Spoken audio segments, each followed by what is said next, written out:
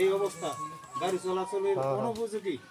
ত্রিশাল উপজেলার হরিরামপুর ইউনিয়নের রায়ের গ্রাম মোড় থেকে মির্জা বাজার পর্যন্ত যে রাস্তাটা যাওয়ার, এই রাস্তার মাঝখানে এরকম দুর্দশা।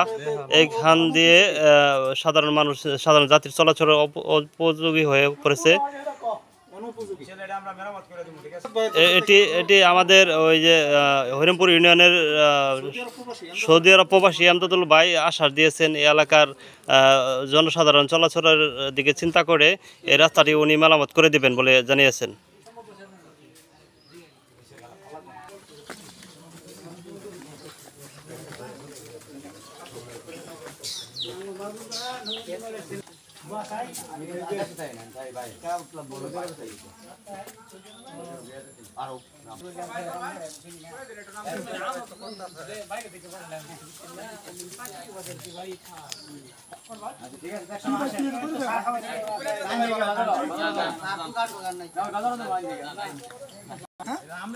এটা যদি ভাই করে দেন, যখন সামনে আসে দেখবেন নাম সবাই না না করে দেন ভাই তার মাধ্যমে এন্ড করায়াম।